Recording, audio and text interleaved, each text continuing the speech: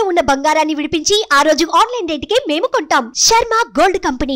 నమస్కారం. సుమన్ టీవీ ప్రేక్షకులకు శ్రీ క్రోధినామ సంవత్సర ఉగాది శుభాకాంక్షలు. ఈ క్రోధినామ సంవత్సరం ద్వాదశ రాశుల వారికి ఏ రకంగా ఉండబోతుంది, ఈ ద్వాదశ రాశుల్లో నవనాయకులు ఎలా ఉన్నారు, ఎటువంటి ఫలితాన్ని ఇస్తున్నారు, వాటి ప్రభావం మనపై ఏ రకంగా ఉండబోతుంది, ఎటువంటి పరిహారాలను పాటించుకోవాలి, ఈ అంశాలను తెలియజేసేందుకు మనతో పాటు ఉన్నారు ప్రముఖ జ్యోతిష్య పండితులు బ్రహ్మశ్రీ నందిపట్ల శ్రీహరి శర్మ గారు.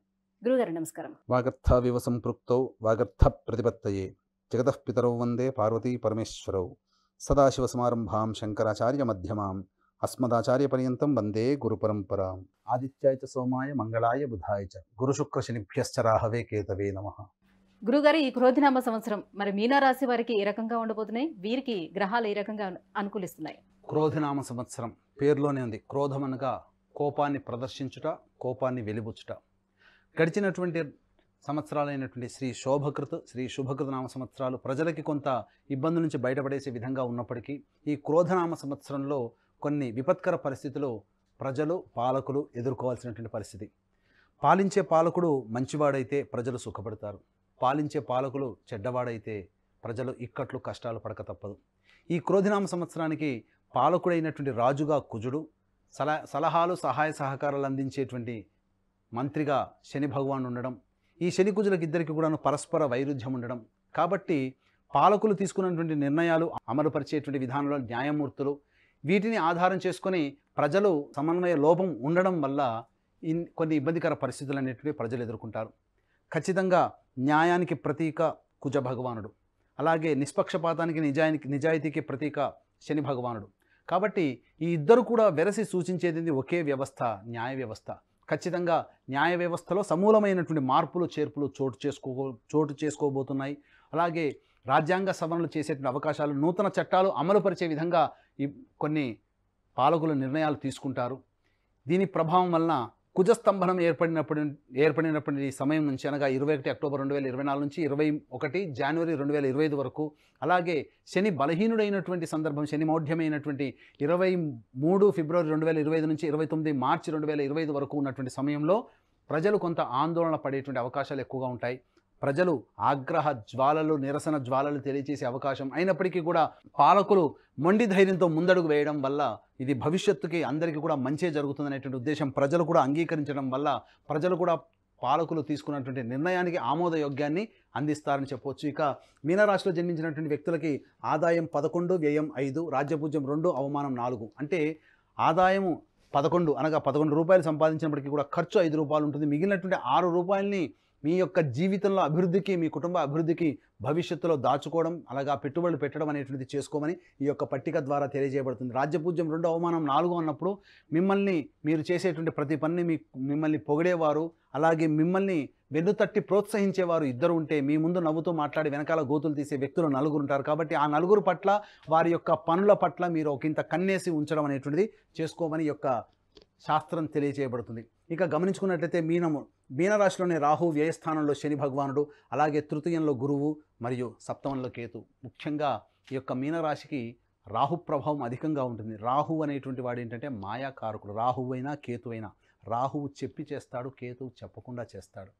కాబట్టి ఇక్కడ గమనించాల్సినటువంటి అంశం ఏంటంటే మాయా ప్రపంచంలో ఎక్కువగా ఉండేటువంటి అవకాశం ఉంటుంది. అంటే తెల్లని వల్లి పాలు, నల్లని వల్లి నీళ్లు అనుకునే మనస్తత్వం మీకు ఏర్పడుతుంది. కాబట్టి కంటికి మీ ముందుగా మంచిగా నవ్వుతూ మాట్లాడేటువంటి వ్యక్తుల్ని మీరు నమ్ముతారు, అలాగే మీ వెనకాల గోతులు తీసే వాళ్ళని నమ్మలేకపోతారు. అంటే ఇక్కడ ఏంటంటే మీ గోతులు తీసే వాళ్ళని నమ్ముతారు మంచిగా మాట్లాడి, కానీ నిజాయితీగా మీ ముందు మీరు ఇలా అలా అని చెప్పి మిమ్మల్ని విమర్శించే వాళ్ళని మీరు దోషులుగా చిత్రీకరించుకుంటారు. కాబట్టి కనిపించేదంతా తెల్లన, కనిపించిందంతా నల్లన అనేటువంటి విధానానికి మీరు పక్కకు పెట్టి ఏది మంచి ఏది చెడు అనేటువంటి విషయం తెలుసుకున్నట్లయితే ఈ మీనరాశి వాళ్ళు రాహు ప్రభావం నుంచి బయటపడతారని చెప్పవచ్చు. ముఖ్యంగా గమనించుకున్నట్లయితే వ్యయ శని ప్రభావము ఈ యొక్క మీనరాశి వారికి అనుకూలించేటువంటి సమయం దసరా తర్వాత మాత్రమే అని చెప్పవచ్చు. వ్యయ శని ప్రభావము, రాశిలో రాహు సంచారము, అలాగే రాశ్యాధిపతి అయినటువంటి గురువు తృతీయ స్థానంలో ఉండడం, ప్రధానంగా రాహు యొక్క ప్రభావం చేత, శని ప్రభావం చేత కొంత సమస్యలు అనేటువంటి అధికంగా ఉంటాయి. సుఖమైనటువంటి నిద్ర పట్టకపోవడము, చికాకులు కొంత ఇబ్బందిగా ఉండడం, అనవసరమైనటువంటి దూర ప్రాంత ప్రయాణాలు చేయాల్సినటువంటి రావడం అనేటువంటిది ఈ యొక్క మీనరాశిలో జన్మించినటువంటి వారికి కలగబోతుంది. అలాగే ఈ యొక్క సంవత్సరం అక్టోబర్ వరకు కూడా రాశినాథుడైనటువంటి గురువు తృతీయ స్థానంలో సంచారం చేస్తున్నటువంటి ఈ కారణం చేత ప్రధానంగా మీకు ఆత్మస్థైర్యం లోపిస్తుంది. అనగా మీరు చేసే పని మేము విజయం పొందుతామా లేదా అనేటువంటి ఆలోచనతోనే మీరు ప్రధానంగా మీ యొక్క పనిని ప్రారంభిస్తారు. కానీ ఆలోచన అనేటువంటిది లేకుండానే దాన్ని మధ్యలో విడిచిపెట్టాల్సినటువంటి పరిస్థితులు ఏర్పడతాయి. కాబట్టి మొక్కవోని ధైర్యంతో ముందడుగు వేసిన భవిష్యత్తు అంత ఆశాజనకంగా ఉంటుందనేటువంటి భావనతో చేపట్టినటువంటి కార్యక్రమాన్ని మీరు విడనాడకుండా ముందుకు సాగినట్లయితే అక్టోబర్ తర్వాత అద్భుతమైనటువంటి యోగదాయకమైనటువంటి స్థితి కలుగుతుందని చెప్పవచ్చు. ముఖ్యంగా గమనించుకున్నట్లయితే ధనాధిపతి భాగ్యాధిపతి అయినటువంటి కుజుడు పంచమ స్థానంలో కుజస్తంభన ఏర్పడేటువంటి సమయం 21 అక్టోబర్ నుంచి. ముఖ్యంగా మీనరాశిలో జన్మించినటువంటి వారు ఈ సమయం కోసం వేచి చూడండి. ఎందుకంటే 21 అక్టోబర్ నుంచి 21 జనవరి 2025 వరకు ఉన్నటువంటి సమయం కుజస్తంభనం ఏర్పడడం. ఈ కారణం చేత మీనరాశి వారికి మంచి యోగదాయకమైనటువంటి పరిస్థితి ఉంటుంది. సంతానపరమైనటువంటి అభివృద్ధి కలుగుతుంది. సంతానం యొక్క అభివృద్ధిని చూసి ఆనందించబడతారు. అలాగే మీకు ఎన్నాళ్ళ నుంచో ఎదురు చూస్తున్నటువంటి రాని బాకీలు వసూలు అవుతాయి. ధనపరమైనటువంటి సమస్యలు తీరిపోతాయి. అలాగే ఇంకా చెప్పాలి అంటే మీకు తల్లిదండ్రుల నుంచి వారసత్వ సంపదగా రావాల్సినటువంటి ఆస్తిపాస్తులు కావచ్చు, అలాగే తాత ముత్తాతల నుంచి ఎప్పటి నుంచో నలుగుతున్నటువంటి న్యాయవాద సమస్యలు ఏవైతే ఉంటాయో అవన్నీ కూడా కొలిక్కి వచ్చి మీకు అనుకూలంగా తీర్పు వెలువడేటువంటి అవకాశాలు ఎక్కువగా ఉంటాయని చెప్పవచ్చు. ఇక దాంపత్య స్థానంలో కేతుగ్రహ ప్రభావము, నూతన వ్యక్తుల యొక్క పరిచయాల పట్ల జాగ్రత్తలు పాటించండి. మత ఆచారాన్ని పాటించని వ్యక్తుల వల్ల మీకు ఎక్కువగా ఇబ్బందికర పరిస్థితులు ఎదురవుతాయని చెప్పవచ్చు. ప్రధానంగా రాహుకేతుల యొక్క ప్రభావం వలన జీవిత భాగస్వామితో కొంత ఇబ్బందికర పరిస్థితులు అక్టోబర్ లోపల ఏర్పడే అవకాశం ఉంటుంది. కాబట్టి మీరు జీవిత భాగస్వామితో ఆనందంగా గడిపేటువంటి విధంగా చేసుకుంటే మంచి జరుగుతుంది. అలాగే ఈ యొక్క మీనరాశిలో జన్మించినటువంటి వారికి రియల్ ఎస్టేట్ రంగంలో ఉన్నటువంటి వారికి చక్కటి ఆదాయం అనేటువంటిది అక్టోబర్ నుంచి ఏర్పడబోతుంది. కాబట్టి నూతన వెంచర్స్ ఏవైనా ఉన్నప్పటికీ కూడా దసరా తర్వాత ప్రారంభించే అవకాశం మీరు వీలు కల్పించుకోండి. అలాగే కేంద్ర రాష్ట్ర ప్రభుత్వాలకు సంబంధించి పనిచేసేటువంటి వ్యక్తులు మాయా ప్రభావానికి లోనవుతారు. కాబట్టి మీకు తెలియకుండానే మీ పేరు మీద ఇబ్బందికర పరిస్థితులు అనేటువంటి జరుగుతాయి. కాబట్టి ధనపరమైనటువంటి వ్యవహారాలు కానీ లేదా ఏదైనా కానీ వ్యవహారం జామీందారుగా ఉండడం లేదా ఎవరికైనా కానీ గ్యారంటీదారుగా ఉండడం అనేటువంటిది చేయకండి. మీరు చిక్కుల్లో పడతారు.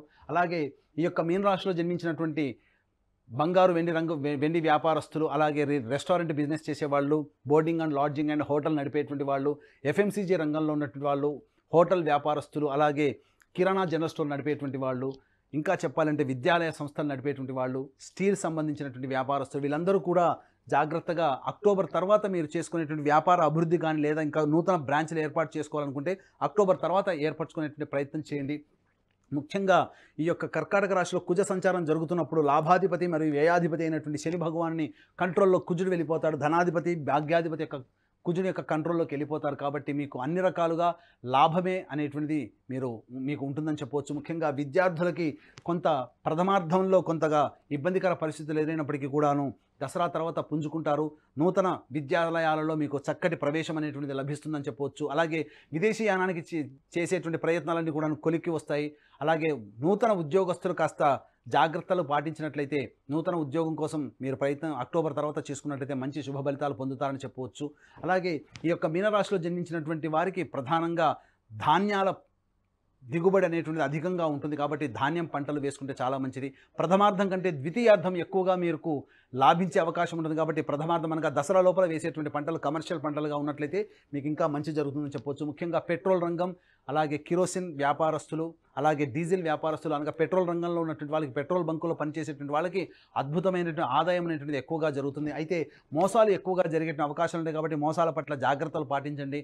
మిమ్మల్ని ఈ యొక్క మీనరాశిలో జన్మించినటువంటి వారికి ప్రధానంగా ఈ యొక్క సంబంధించినటువంటి వ్యవహారాల్లో ఆచితూచి స్పందించండి. రాష్ట్రాధిపతి అయినటువంటి గురువు బలహీనంగా ఉన్నటువంటి కారణం చేత పెద్దల యొక్క సహాయ సహకారాలు తీసుకున్నట్లయితే మీకు వచ్చేటువంటి ఇబ్బందులు కానీ లేకపోతే మీకు మంచిగా అనిపించి మిమ్మల్ని ప్రలోభ పెట్టేటువంటి వాటి నుంచి కూడా మీరు దూరంగా ఉండేటువంటి అవకాశం ఉంటుంది. అలాగే నూతన వ్యక్తుల యొక్క పరిచయం పట్ల, దసరా లోపల పరిచయం అయినటువంటి వ్యక్తుల పట్ల మీరు ఒకంత కన్నేసి ఉంచండి. ఎందుకంటే భవిష్యత్తులో అవన్నీ మీకు మంచి చెడు స్నేహాల దారిన తీసేటువంటి అవకాశాలు ఎక్కువగా ఉంటాయి. కాబట్టి జాగ్రత్తలు పాటించండి. ఈ రాశిలో ప్రధానంగా నవగ్రహాల యొక్క అనుగ్రహం సంపూర్ణంగా ఉండాలి. అలాగే ఈ రాశిలో జన్మించినటువంటి కళారంగము, టీవీ రంగము, అలాగే సంబంధించినటువంటి ఎలక్ట్రానిక్ అండ్ ప్రింటింగ్ మీడియా రంగంలో ఉన్నటువంటి వారికి అద్భుతమైనటువంటి అవకాశాలు వస్తాయి. తద్వారా భవిష్యత్తులో మంచి జరుగుతుంది. విదేశీయానం చేసేటువంటి అవకాశం ఈ యొక్క మీన రాశిలో జన్మించినటువంటి వారికి ఉంటుంది. ఈ మీన రాశిలో జన్మించినటువంటి వారికి ప్రధానంగా రాహుబలము అధికంగా ఉన్నటువంటి కారణం చేత మీరు ఈ యొక్క ఎన్నికల్లో మీకు సామాన్యంగా మెజారిటీ అనేటువంటి రాకపోయినా అక్టోబర్ తర్వాత చేసేటువంటి ప్రయత్నాలలో మీకు నామినేటెడ్ పోస్టులు లభించేటువంటి అవకాశాలు ఎక్కువగా ఉన్నాయని చెప్పవచ్చు. ప్రధానంగా ఈ యొక్క సంబంధించి అన్ని నవగ్రహాల యొక్క అనుగ్రహం ఈ మీనరాశిలో జన్మించినటువంటి వారికి కావాలి. కాబట్టి తమిళనాడు మద్రాస్ రాష్ట్రానికి దగ్గరలో ఉన్నటువంటి కుంభకోణానికి చుట్టుపక్కల ఉన్నటువంటి నవగ్రహాల టెంపుల్స్లో మీ గోత్రనామాదులతో నవగ్రహాలలో అభిషేకాలు, నవగ్రహాల టెంపుల్స్లో, అలాగే నవగ్రహ దేవాలయంలో నవగ్రహ హోమాలు అనేటువంటి జరిపించడం జరుగుతుంది. నవగ్రహాల యొక్క అనుగ్రహం మీకు సంపూర్ణంగా కలగాలనేటువంటి సదుద్దేశంతో, అలాగే వివాహం కావాల్సినటువంటి అబ్బాయిలకి అమ్మాయిలకి మరియు ఆరోగ్యం కోసం కఠినమైనటువంటి ఈ జటిలమైనటువంటి సమస్యల పరిష్కారం కోసం హోమాది కార్యక్రమాలు, అలాగే మీనరాశి వారు ఏలిన నాటి శని ప్రభావంలో ఉన్నారు కాబట్టి శనిదోష పరిహారార్థమై హోమాది కార్యక్రమాలు జరిపించడం జరుగుతుంది. కాబట్టి అవకాశం ఉన్న వాళ్ళు కార్యక్రమ తదనంతరం కాంటాక్ట్ చేసి పూర్తి వివరాలు తెలుసుకోవచ్చు. అలాగే తండ్రి వైపు 7 తరాలు, తల్లి వైపు 4 తరాలు ఏవైనా దుర్మరణాలు అనగా road accident, fire accident, suicide attempt, నదిలో బావిలో పడి చనిపోవడం, ఇంట్లోంచి వెళ్ళిపోవడం, లివర్ ఫెయిల్, కిడ్నీ ఫెయిల్, క్యాన్సర్తో చనిపోవడం, అలాగే 60 సంవత్సరాల లోపల ఈ విధంగా చనిపోయినా, మీ కుటుంబ సభ్యులు కులాంతర మతాంతర వివాహాలు చేసుకున్నా, మీ కుటుంబంలోని వ్యక్తులకి వివాహాలు కాకున్నా, దాంపత్య సమస్యలు ఎదురవుతున్నా, సంతానం కలగకున్నా, ఇవన్నీ కూడాను పితృదోషాలకి సంబంధించినవి. కాబట్టి ఈ పితృదోష నివారణార్థమే ప్రతి నెల మా పీఠం ఆధ్వర్యంలో పితృదోష నివారణ పూజల హోమాలు అనేటువంటివి జరిపించడం జరుగుతుంది. కాబట్టి ఈ యొక్క పితృదోష నివారణలో పాల్గొనదలుచుకున్న వాళ్ళు కార్యక్రమ తదనంతరం కాంటాక్ట్ చేసి పూర్తి వివరాలు తెలుసుకోవచ్చు. గురుగారు, మీనరాశిలో జన్మించినటువంటి స్త్రీలకు మరి ఎలా ఉండబోతుంది? మీనరాశిలో జన్మించినటువంటి స్త్రీలకి ప్రధానంగా నమ్మి స్నేహం చేసేటువంటి వ్యక్తుల వల్ల ఇబ్బందులు పడే అవకాశాలు ఎక్కువగా ఉన్నాయని చెప్పవచ్చు. అలాగే ప్రధానంగా మీకు సంతానానికి సంబంధించిన అభివృద్ధి కనబడుతుంది. సంతానం కోసం ఎదురు చూసేటువంటి మహిళలకి సంతాన సౌఖ్యం లభిస్తుంది. అయితే ఆరోగ్యం పట్ల శ్రద్ధ వహించాల్సినటువంటి పరిస్థితి, అన్ఐడెంటిఫైడ్ ఇల్నెస్ అనేటువంటిది మీకు ఎక్కువగా, అనగా ఏ పరీక్షలు చేసుకున్నప్పటికీ అంతా నార్మల్గా ఉంటుంది, కానీ ఏదో మానసిక శారీరక లోపాలతో ఇబ్బంది పడుతూ ఉంటారని చెప్పవచ్చు. అలాగే రాశినాథుడైనటువంటి గురువు బలహీనంగా ఉన్నటువంటి కారణం చేత మీ అక్టోబర్ వరకు కూడా మీకు ఉన్నటువంటి మీ యొక్క మాటకి విలువ తగ్గిపోవడము, కుటుంబ సభ్యుల యొక్క ప్రేమ ఆదరణ నోచుకోలేకపోవడం అనేటువంటి మీకు కొంత బాధ కలిగిస్తుంది.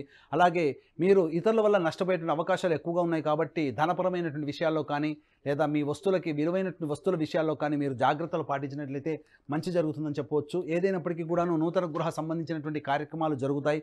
నూతన వాహన కొనుగోలు కానీ, నూతన గృహ నిర్మాణం కానీ చేపట్టేటువంటి అవకాశాలు ఎక్కువగా ఉన్నాయని చెప్పవచ్చు. గురుగారు, మీనరాశిలో జన్మించిన వారు ఇంకా ఎటువంటి పరిహారాలను పాటించుకుంటే మరింత యోగదాయకంగా ఉంటుంది వాళ్ళకి?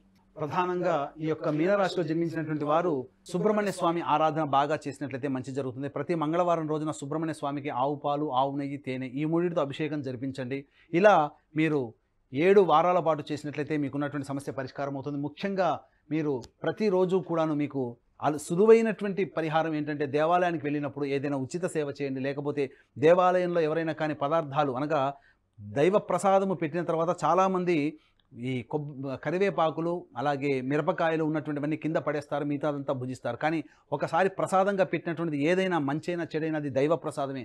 కాబట్టి కింద తొక్కేటువంటి అవకాశం ఎవరికి ఇవ్వకుండా అవన్నీ తీసి డస్ట్బిన్లో వేసి చేయి కడుక్కోండి.